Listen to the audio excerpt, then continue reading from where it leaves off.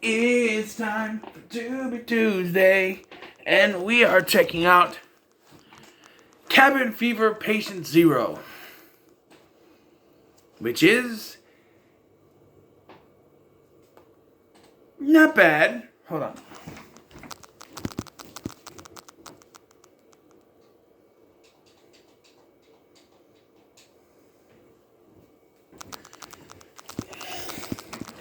It's not that bad, actually. Compared to the last one, no, this is a better film. It is touted as a prequel, even though there are some things in this film that contradict it. Not like cell phones or anything. Like, they have cell phones, but they very much like flip phones that can't give signals. So that's one thing.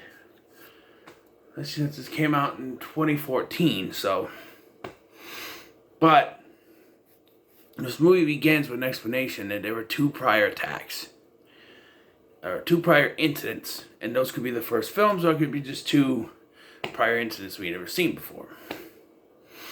And I'm going to try to explain how I think they could have connected this as they decided to continue. Because originally this was going to be the first of two back-to-back prequels that would have connected to the original. And I think I have an idea of where they could have went with the next one and how they could have connected it back to the first one. So, we first meet Porter, played by Sean Astin, who is this guy. He's taken from his family. He has the virus, but he is asymptomatic. And so they're trying to use him to create a cure. And he wants to see his family. He's told that his son is dead, and then he wants to see his wife. Of course, we're not stupid. We know his wife is dead, and he gets told later during the climax that she is dead. It's also this guy, Dr. Edwards. Dr. Edwards, played by that dick from Stargate, SG-1, Ark of Truth. Stargate, Ark of Truth, whatever. That guy. He's a dick here, too. On the other side of the story, we have Marcus and his friends, his brother Josh, his friend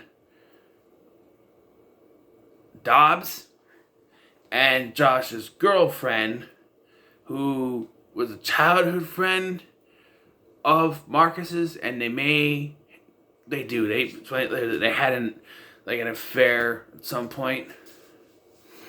But yes, and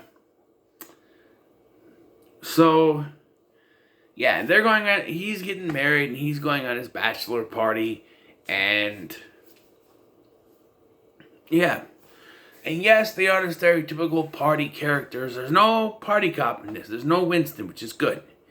Because I can't take another fucking party man type thing. And they party and stuff. And there's only one gross out scene that I saw that's in this film. And that's when Josh is going down on his girlfriend after they've already got infected. And he's like, "Oh, you're so wet." And he comes up and he's got like chunks of stuff and blood on him. Okay, one. Yes, that's gross. But one, how could you not taste the blood or feel the chunks? Also, I feel like if this is a prequel, the fact that the entire fucking ocean is now infected is a pretty big oversight on the part of the other two films. I mean, so it could just be that this happened and the second film is them finally catching up to this thing and trying to stop it. It's possible. But also, in the second film, they couldn't use CDC, so they came up with CCD. But in this one, they actually used CDC. Because copyright. I guess they could use it in this one. Who knows? So Porter, he's being, experimented on. He infects this guy, and they shut the thing down. And so something's going to happen. And yeah. So that happens. And then we have the others. Like I said, Josh and his girlfriend, they go scuba diving, and they get infected first, which happens kind of fast. And then he's going down on her. And then now he's infected too. The other two don't get infected. Marcus and Dobbs, they don't get infected. Well, Marcus does, but they don't initially get infected. Dobbs dies from a gunshot wound. It's true. He's killed by Dr. Edwards, which is a turn. It's kind of like Jeff in the first one. Shot, but there's no, there's no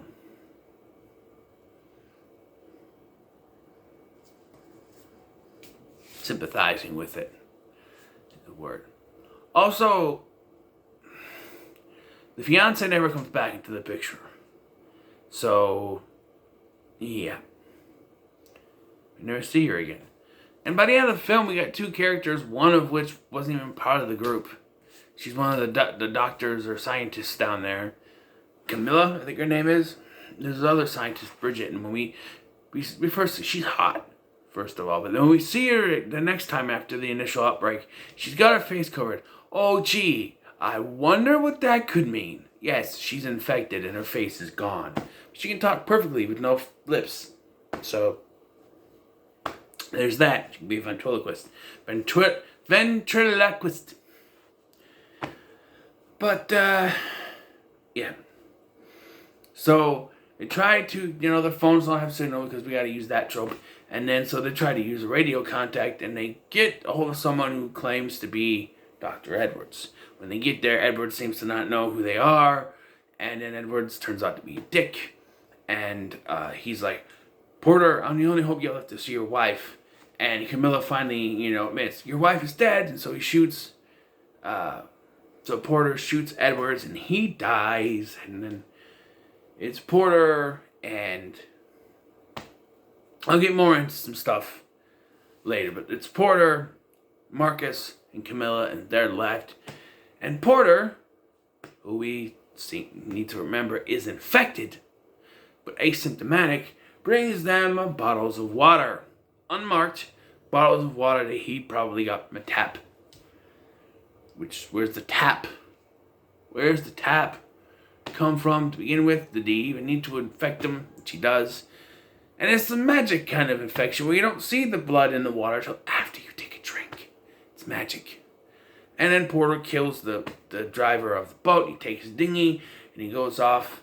But before this, we get Marcus saying to imagine all this from a little mouse. From mouse? And she connects it because he was singing the Three Blind Mice earlier in the film. That Porter was the one who infected the place. Okay. So why have him smear on that guy if that's not how everyone else gets infected? Also, they turned into zombies here for some reason, which I don't know. I've heard people complain, oh, that didn't happen before. Well, look at the dog. Look at Dr. Mambo in the first one. Maybe it is sort of a side effect for some people. Maybe it's a certain blood type. Maybe, I don't know.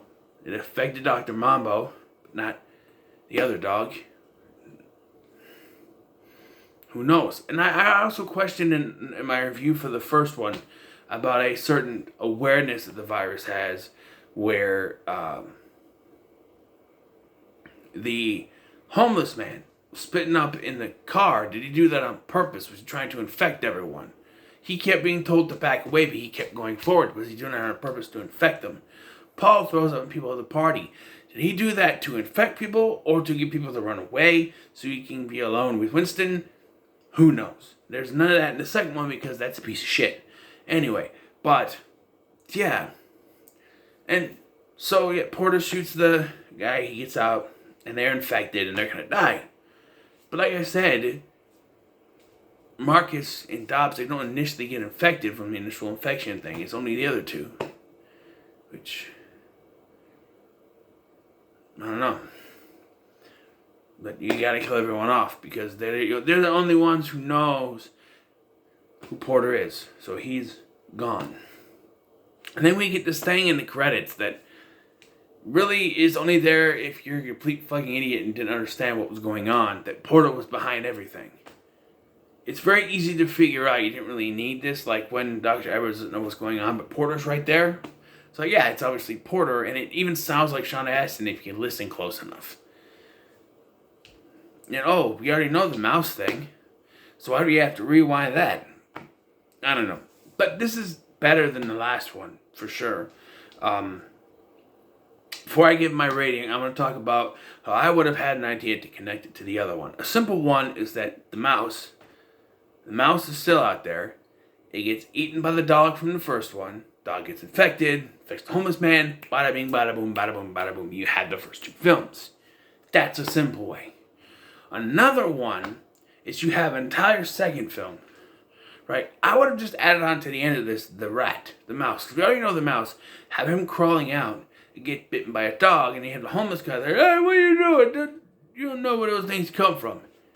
Boom. There's your connection.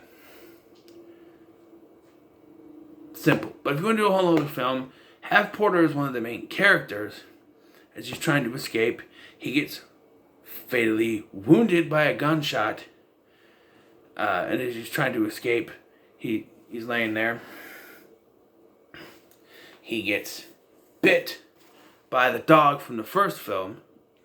The dog comes along, maybe not bit, but like licks his wound, as dogs often do, because you know, when you get hurt, dogs will lick your owies or your cuts or whatever because their dog saliva helps heal. So maybe, you know, the dog comes across Porter as he's dying or dead, licks the wound, and then gets called by the homeless guy that we see him, or there's a familiar voice, and he runs off. And that sets up the next film. You see like the CDC come and take Porter's body so no one gets it, and then it goes, and they say we got to monitor and make sure there's no further infections. And that can also connect to the second one. So, there.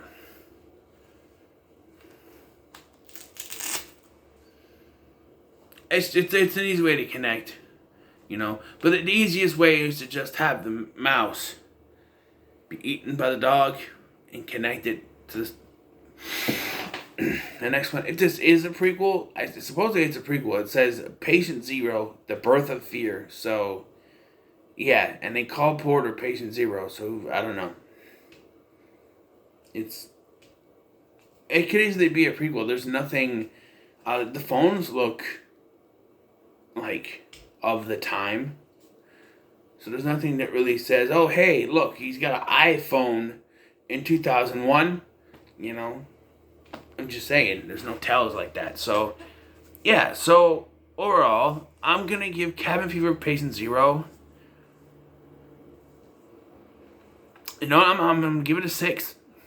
It's weird, but I think it's actually better than the first one. The first one's a classic, but I actually enjoyed this a little bit better. I was invested in the characters a little bit more. I wasn't as annoyed as I was in the first one, and there was actually some backstory with our main character that you gotta get interested in. It never comes back, though, other than, oh, we fucked one summer. She was a cucumber girl. Whatever that means. It means she stuck a cucumber in her. Oh. I get it now. I didn't get it at first. But, yeah. For me, this is... it's not as enjoyable as the first one, I should say. The first one's just like that kind of, you throw it on and be stupid. You can enjoy it for some of the comedy and stuff. But...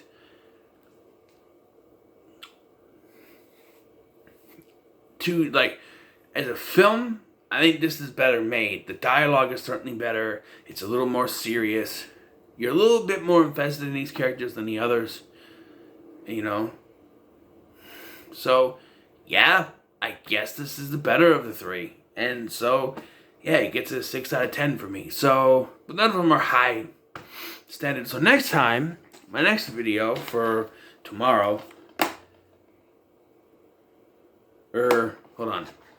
Yeah, Tubi Tuesday. For tomorrow, which will be Wednesday, is the original versus remake. Because this thing is so much shot for shot of this one that the only way I can review this is as a original versus remake, comparing the two. So, yeah. That'll be the next one. I also have to do the Wild Card Wednesday review.